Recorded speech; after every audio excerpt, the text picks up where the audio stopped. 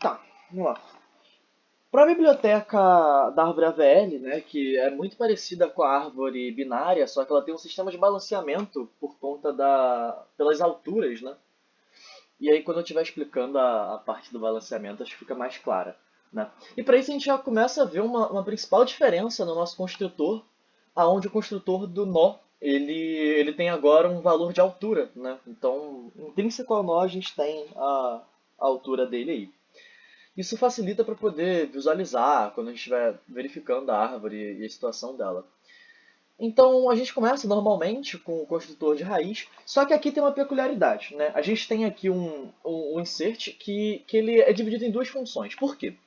É, a inserção principal ela está feita nesse código, no insert out, né?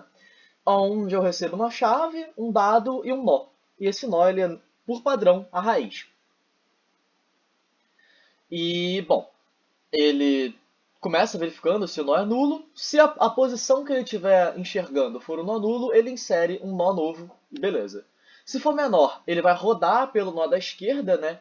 E para isso ele vai chamar essa função de inserção auxiliar aqui com a chave, o dado e no nó da esquerda, ao invés do nó na raiz.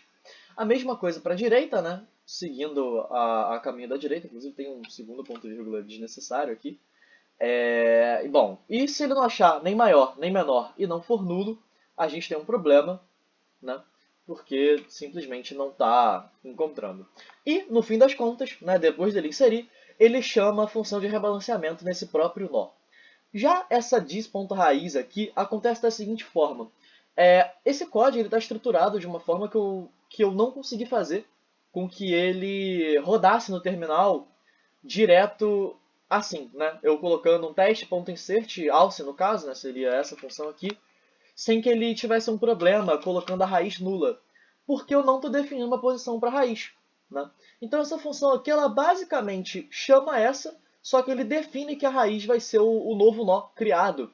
Então isso resolve um problema de nas rotações você acabar perdendo a posição da memória da raiz, né? Eu poderia fazer uma abordagem resolvendo com ponteiros ou algo do tipo, mas eu achei que assim seria realmente mais fácil. E foi. Quando eu implementei, funcionou.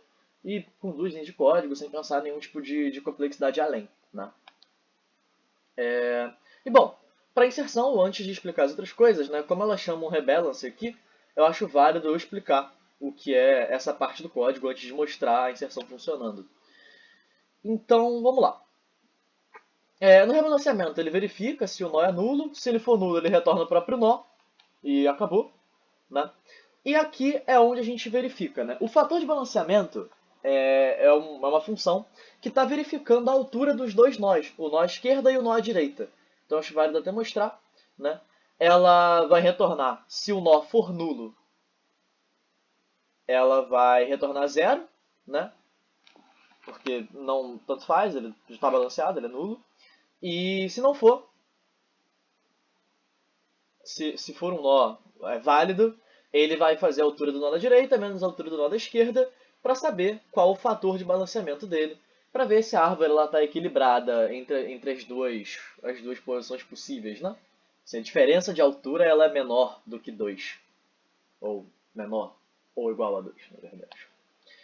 Bom, e aqui, verificando pelo lado da esquerda, ele vai fazer basicamente isso, né? Ele vê se o fator de balanceamento na esquerda está aqui, e aqui é basicamente onde ele vai verificar as rotações, né? Então, se o nó, a esquerda do nó da esquerda for maior do que o nó que está à direita do nó da esquerda, ele faz uma rotação à direita para reposicionar de forma correta, e do contrário, ele faz uma rotação dupla, né, do esquerda à direita, para rebalancear as árvores. E a mesma coisa para a direita, né? Só que ao invés de olhar o nó da esquerda, ele olha o nó da direita, e depois ele olha o nó que está à esquerda do nó da direita. E aí ele faz uma rotação à esquerda ou uma rotação à direita e depois uma esquerda, para novamente manter o balanceamento. Eu até pensei que seria válido explicar como funcionam cada uma dessas rotações de forma mais gráfica, mas isso tomaria um pouco mais de tempo do que o que eu levaria para explicar o código. Então, por uma questão de logística, eu optei por não fazer. E aí, por fim, depois de ele fazer as rotações, ele atualiza a altura do nó e, por fim, retorna ao nó.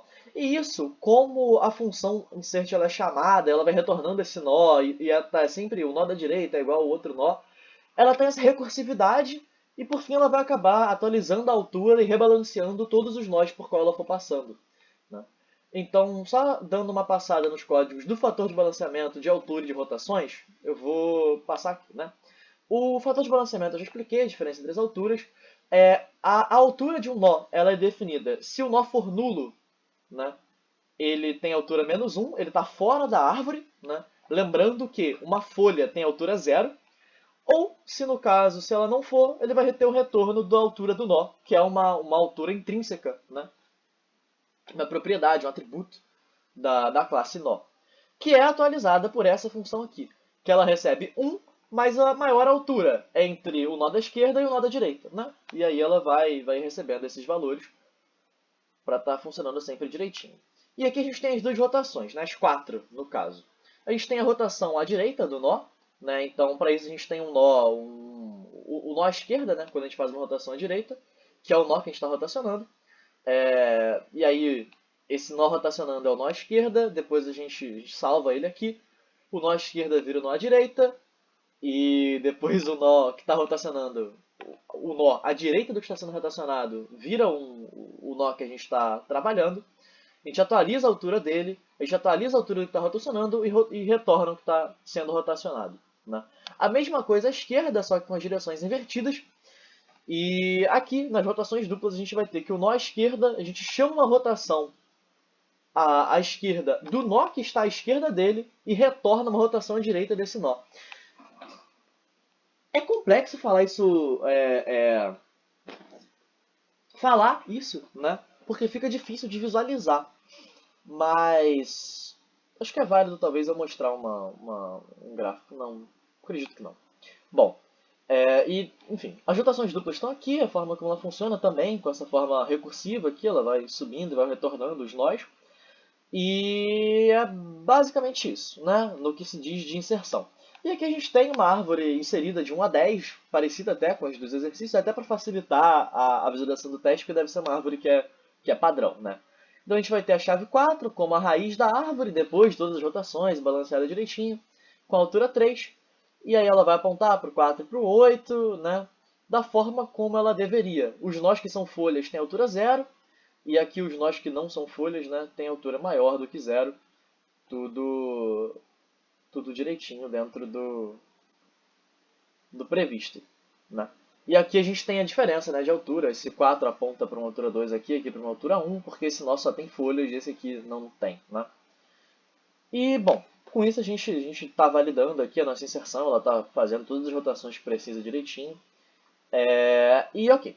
Próximo passo, no caso, vem a deleção, que é basicamente igual à da árvore binária normal, só que quando a gente chama o nó da esquerda, a gente chama a deleção na chave aqui, né, ao invés de fazer um retorno que a gente tinha do nó anterior, antes do balanceamento. E quando a gente está retornando, quando a gente está fazendo a deleção de um filho específico aqui, a gente chama o rebalanceamento, né, direito. A gente chama o rebalanceamento ao direito ou à esquerda, dependendo de onde ele estiver sendo substituído, né? Então, se o nó esquerdo é nulo, ele chama o rebalanceamento nó direita ou nó esquerda, e essa deleção ela vai funcionando direitinho. E aí, nesse caso, ela faz a mesma coisa, ela vai chamar a deleção do nó da direita e tudo mais, para, enfim, para ter a recursividade da função e ela ir rebalanceando, porque é isso que ela retorna no fim das contas, né? Toda função de delete ela retorna um nó já balanceado, então ela vai recursivamente resolvendo os problemas.